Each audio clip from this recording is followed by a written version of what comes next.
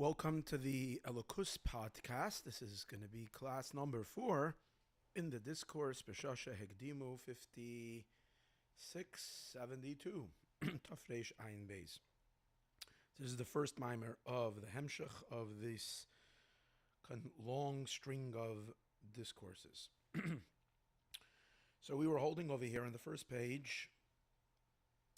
Someone asked me to put out exactly which line we'll be starting every time. It's a little difficult because there's different prints of the discourse. So depending on which book you're using, I'm using the second print right now. So over here, it's in the first page of the Maamor, and we're holding in the parentheses. There's a few parentheses over here. It's 1, 2, 3, 4, 5, 6, 7, 8 lines from the bottom. This is the blueprint of 3 books printed in Tafshin Nun Beis, I think. Okay. We began this class, just to mention, is the Refuah Sheleimo for Avraham Ben Parvin. He should have a complete Refuah Sheleimo and big blessings for the entire family. Again, these are, just in case I forget to mention it by one of the classes, this refers to this dedication, and sponsorship is for the entire first discourse. Okay. So, let's go back. We started to discuss the concept of Keser. And we brought what it says in the Ramak. The Ramak, Ramosha Kerdavo, gives in his dictionary on Kabbalistic terms. He says the concept of Keser, he gives 3 interpretations. The first interpretation that he explains, it means from the words Ksar li ze'er, which means wait for me. And as we discussed on the class, on class number 3, is that this is referring to the idea that when you're coming up to such a level, you're exploring from the outside in. When you reach this level of Keser, we are told, wait, which means you can't enter here. In other words, wait silently. And that's what he's adding over here. The Ramak, the Ramak brings the concept, the Pirush of the Geonim. He says this is what the Geonic Kabbalists have described, that it's from the word Kesar, which means to wait. But now he adds on his own, this is the Rebbe Rashab's addition, that waiting means waiting silently. And this is the last thought we said last week, was in the last class, which was last week, was that, where do we know that silence is related to Keser?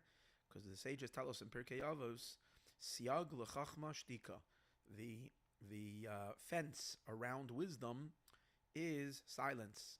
Simply it means that if you want to achieve wisdom, it's always good to be silent and listen, not always to talk. Because when you talk always, we're always then we will remain with our knowledge. But when we're silent and we're willing to hear from others, that's going to increase our knowledge. It's going to open us up to a much higher understanding as a simple level. And there's of course deeper and deeper and deeper interpretations of what this means. However, Kabbalistically, Chachma is the first of the 10 Sfirot, and above it is the more transcendental Sfira called Keter. Now, from the fact that the sages say Siag l'chachma, which means the fence around Chachma, the fence around it means what is higher than Chachma, and similar to the second interpretation that we're going to see soon. Just like a fence is around something, a crown goes around, and particularly around the head. Chachma is the head, so what's above the head is shtika, is silence. So now he's going to connect the concept of silence to waiting. What's the concept? This is also the meaning of what the word keser means, lashon shtika, silence. The high know what that means is hamtim li, wait for me, v'doim, and be silent, malahagedavar, don't say anything. And the inyan shtika bezeh. What does this mean over here? The silence, because you're touching upon a level that is higher than what is possible to know. From all of our knowledge is enabled by God emanating from within himself, sfirot of knowledge. Hashem emanates emanations of knowledge. So to speak, God creates for himself a mind. He creates for himself a knowledge and an intelligence. And from God's intelligence comes our intelligence. However, since Keser, the level of Keser, is beyond and higher than even the divine attributes of intelligence, the three divine Chabad attributes, it's even higher than that. So there's no possibility of in any way entering into this space through knowledge. So that's the meaning. It's higher than Yediyah V'Asaga. It's higher than knowing it and grasping it. So we find similar to that in the book of Yetzirah, the book of Formation, ancient Kabbalistic book. Some attribute it to Rabbi Akiva, and some attribute it all the way back to Avraham Avinu. So it says over there, Bloim picha meledaber. Close your mouth from to speak, velipcha, and your heart milaharer, from to think. Meaning, this is a no speaking zone, or no even thinking zone. Don't even dare to come in over here. This is beyond what a mind can tolerate, what a mind can conceive. Now that would seem to be that he's shooing you away. He's saying, don't come here. You're making a mistake. It's not possible to know, so there's no use. Go back home. There's no use for you even trying to enter into this forbidden place. However, if that would be the case, he would say, get out of here. But that's not what he says. Qatar means wait. Waiting means don't go home. Stand outside and wait. Which means the door is going to open up soon and something will come out. From this that it says hamtein ache tispashet, wait until ache yispashet, until there will be a yispashet, which means until something will be mispashet, which means something will expand further. Over here, the expansion further means it will descend lower to reveal itself. Move on, it's understood. So this gives the implication that although Keser is not conceivable and knowable, but it's already the beginning of something. There will be an expansion, there will be a revelation. And that's the meaning that the word Keser means to wait. And in waiting, when you're waiting, there are two experiences that make up the experience of waiting, two nuances to waiting. Number one is that you're waiting. It means you're not moving, you're standing, you're not accessing, you don't have access, you're waiting. It's like waiting by a red light. You're waiting, you can't pass forward, or waiting by a bridge that has to by railroad tracks, and the train is crossing, so you got to wait. So that's the waiting. But in this case, and when it comes to knowledge, it means wait.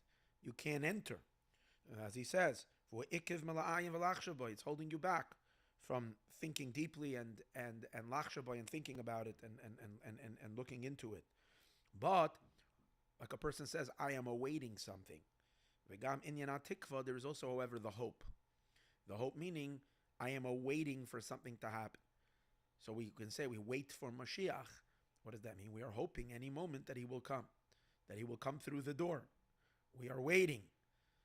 So waiting means I don't have, but the waiting at the same time means, why are you waiting? Why don't you just go home? You're waiting because you're expecting it to happen. We're waiting for the curtains to open up and the show to begin. So you're waiting for there to be a revelation.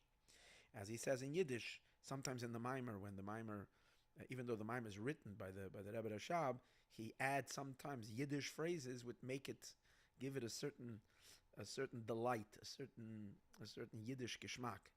You say, as me ken epis der warten derfun. That this is something that you can expect, that something will come forth from it. Tikva, and this is the hope. This type of waiting is like you're hoping that something will come about. It's like sometimes you're trying to get into a certain building or a certain place, and people can't get in. So so there are those. So there's two types of people. There's the person who comes there and immediately leaves. Okay, doors are locked. Gegangen, you go home. But then there is the guy who's in action. They're stubborn. They say, you know what, I'm going to hang around over here. Eventually, who knows? Maybe I'll be lucky. They'll open up for me. That's the point. So that's the idea of the waiting. And this is the hope. You're hoping and waiting for the revelation from this place. So actually this is consistent with Rashi. Rashi on the pasuk Kesar li ze'er, which is the pasuk in Job, in Eov. It says, Rashi says, Kesar loshen huchal. So we said earlier, Keter means, Kesar means hamtein, wait. Rashi says hope. Huchal is from the word hoping. So you see, it's a hopeful waiting. Loshen huchal. You can wait sometimes in a way of giving up, and there is a hopeful waiting. When we wait for Mashiach, it's a very hopeful waiting. Loshen huchal. It is a hoping. Shu inyan hatikva, which is the concept of a hope. Where do you find? And that is connected also to silence, as the pasuk says, "Doim la Hashem, be silent to God, which this silent means you're not conceiving, you're not understanding yet, or you don't have the miracle yet. So you're silent. You can't yet, praise Hashem or whatever. But and hope for Him. So here is the hope in the waiting for it to happen. So that's the first explanation. Now we concluded the first explanation of the Ramak of what Keser means. So what we have over here is a level that is beyond anybody's understanding. Obviously, we're talking about the levels of infinity that no comprehension can be on this level. But on the other hand, it could be a source from where something could reveal itself. And there are those who explain Keser kemashmoi. And there are those who explain that Keser means, now he's quoting the Ramak further. The Ramak says that some will explain, other Kabbalists, that Keser means in a literal sense. Hainu Keser v'atara, it means a crown, which is literally a crown. Vatam, and this would mean the divine level called crown. Now a crown goes on top of the head. So what does that mean? Vatam, and the reason why we would call it as a crown. So now we turned over the page again in this version of the Maamor. Vatam, in this print. Vatam, and the reason Kamoisha Keser Rosh L'chol Levushay Haguf, just like the crown is the head to all the garments of the body. Kain midazu Rosh L'chol Atzilus. So this level is the head of the entire Atzilus. In other words, there is a world of Atzilus, which is the world of emanation, which is the first place when we have an expressed manifestation of Sfirot in a very pronounced manner. Okay, so you have already a world, you have Sfirot. Sfirot are attributes, already certain definitive energies of God that have some character and definition, 10 Spheros, and that we know that that's an image of a person. The 10 spheres of Atzilus many times are called Adam Elyon, the supernal man. God doesn't have, obviously he's not a man, but yet the concept of 10 attributes, which is our human psyche, our entire human structure, psychological structure, is derivative, because God created us from Him, from the higher, infinitely higher, of course, supernal man. And that is the configuration of these 10 Sefirot. So they make up the man. On top of them, there's a crown.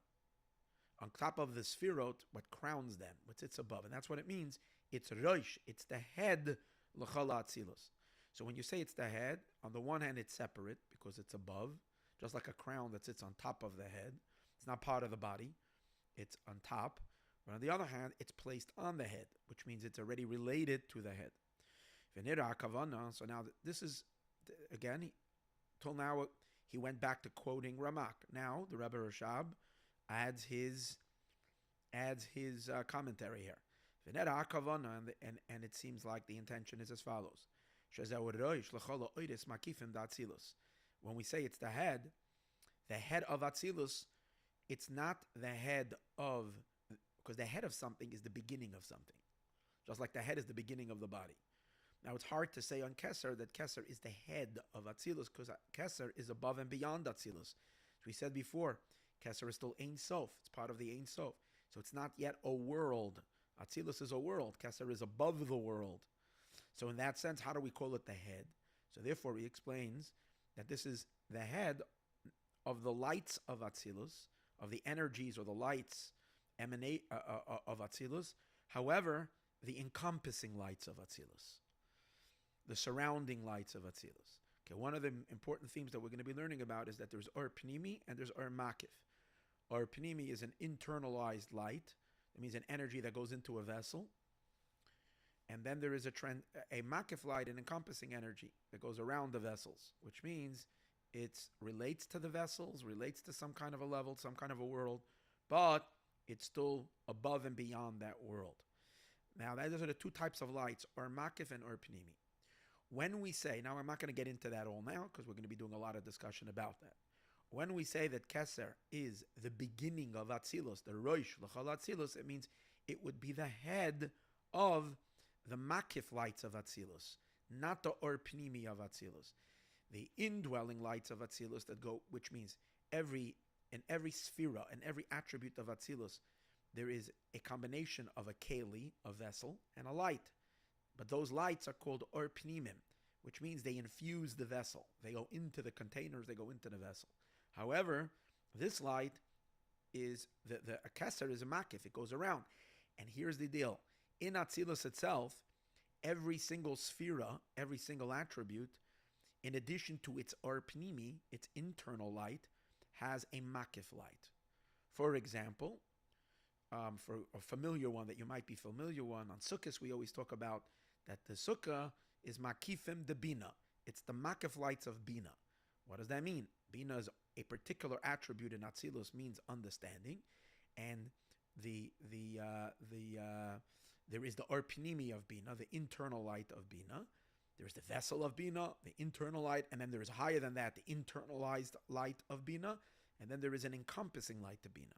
Same, a lot of times we say, for example, on Shavuos, we talk about how a crown was given to the Ze'er Anpin. Ze'er Anpin are the 6 emotions, from Chesed till Yesod, and it says on Shavuos that that Bina gives a crown to the 6 emotions, which are called HaKadosh Baruch Hu. He receives a crown. So that's also a makif, an encompassing light to the Ze'er Anpin, to the 6 emotions. Sometimes we know that Malchus has a crown. So you see that there are crowns, individual crowns, for each sphera. And they're the keter, they're the individual keser for this particular sphera. The crown for the particular sphera, for the particular attribute. Obviously, let's just make a short little note. The crown is always considered infinite in comparison to the light that goes into the vessel. The most of the light of an energy, of a divine energy, is too intense, too great, too vast for the vessel. So only a tiny bit of the light is able to go into the vessel. The pnimi is always a tiny fraction, if you can say, from the makif. So there is the makifim for each sphera. Now, however, the level of keser, when we say the level of keser, we mean not the particular kesers for each sephira, but the grand, big keser, the level that we refer to as keser, the one that surrounds the entire Eser Spheros, all 10 Spheros, from Chachma all the way to Malchus, or the entire world of Atzilus. That's the keser, that's a much higher, much loftier level of keser. So that keser is what the Ramak says is Roish. It's the head to all of Atzilus. He doesn't mean to the indwelling lights of Atzilus. Keser has no relationship to them in a sense. It's completely beyond it. But it's the beginning of all the kesers that there are in Atzilus. In Atzilus itself, there is a bunch of kesers. Like each sphera has a keser. And this is the Rosh, the head, to all those kesers. Now he shows it to you in the physical anatomy as well. What's the keser? The keser is a garment. Okay? Keser is not part of the body. Keser is the garment. It goes where? It's an ornament that goes on top of the head. Now, in the body itself, there is, in a human physical body, the human physical body has limbs, but we also have garments. Now, the garments are the limbs and the energy that flows in the limbs, the soul that flows in the limbs, for instance, that's called or pnimi. That's the internal light that goes into the organs and into the limbs. But then there is the garments that you wear, whatever garment, a shirt, a jacket, socks, pair of pants, whatever it is that you're wearing, clothing. So the clothing are, on a very physical level, all clothing are just clothing. But we know that the clothing represents something. And it actually says that in our clothing is enclosed a spiritual element of our soul. It's actually important to wear proper clothing because the clothing contains certain energies of our soul that do not dwell inside our body, inside our containers, inside our vessels, because they're too vast. So they encompass us on the outside, and somehow they connect to and become part of or register in or are symbolized or whatever you want to see it, connect to the clothing of a person. In that sense, we can say that the clothing of every limb, the garment of every limb, is a makif, is a keser, is a crown to the limb. So the energy that's in the garment is much higher than the energy that's actually inside the particular organ. So when we're going to say that, if imagine you get a set of clothing, which is going to be considered the head of all that clothing. So if you're just an ordinary person, the head of the clothing, maybe, I don't know, might be your hat or whatever. But for a king, what would be the head of all the royal garments? Of the garments, not the head of the person. The head of the garments is the crown, because the crown is the garment for the head. So in this case, the crown for the feet is the socks and pants that you wear. The crown for the torso, for the midsection, would be the shirt. And in the head itself, you might have garments for the head. For example, if you wear glasses, that's a garment for the head. Or when it's cold and you're putting on earmuffs, that's a garment for the ears. So you could have garments, or we know you have a kippah, a yarmulke, so that's a garment for the head. But above that all is the crown. So the crown, if we're seeing it's the beginning of something, it's the roish, it's the beginning, not for the indwelling lights, because that would mean it would be part of the body. The crown is not screwed onto the head. It's not part of the body. The crown is a garment. So if we can put it in connection to all the other garments, it's the roish. It would be the head. It's the head of all the other garments. So now let's apply this to the world of Atzilus, just like the physical experience down here below. So in Atzilus, in the world of Atzilus, there is the Or Pnimi, the indwelling light. That would be like the energy that flows inside the limbs. Keser has no relationship to them at all. Above, we can't call it the head of that. I mean, no relationship, but no direct connection to them. However, there is garments in Atzilus. The Sfirot themselves, the attributes of Atzilus, all have garments. Those garments are the Keser of that, the Or Makif, the encompassing light of that Sphira. So the greater Keser, the greater crown, is the Or Makif, is the head and the first of all the Or Makifs of Atzilus. Let's read it. And it appears to be the intention is as follows. Shezehu roish. Shezehu roish. That when we say, according to the Ramak, according to this interpretation, that this is a crown, it is a roish l'chol ha'oides makifim d'Atzilus, to all the encompassing lights of Atzilus. U'kamay levushei haroish, just like the garments of the head. Shen roish levushei haguf, the garments of the head are considered the head to the other garments of the body. That's even the glasses, for instance, or the hat, or kippah, or whatever.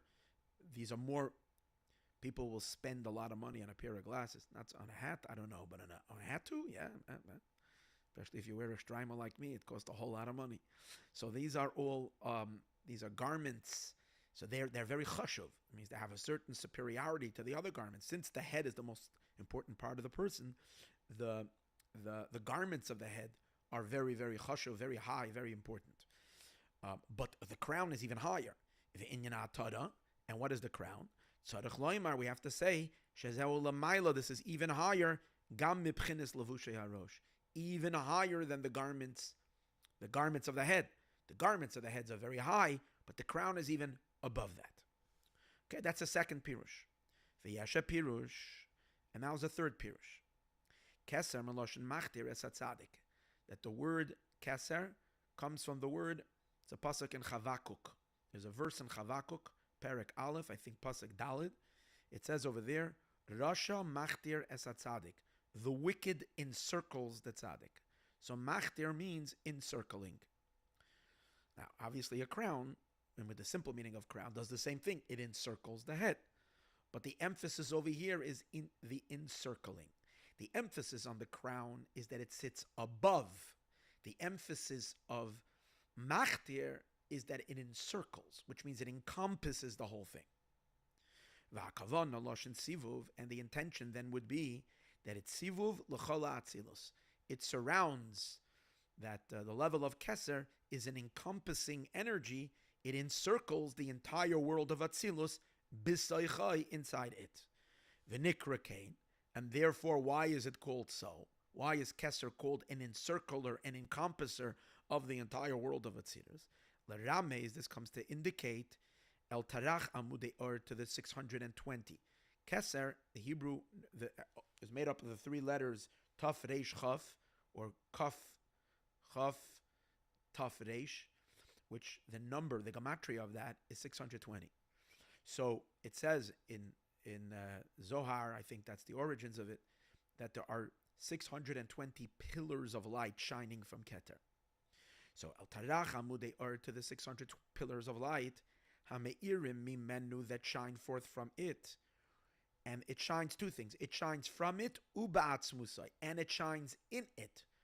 It would seem like two levels of these 620 lights.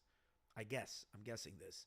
One is what's shining within Keser itself, and as it is shining outward, which always, anything that's shining out is always lessened than what it is to itself.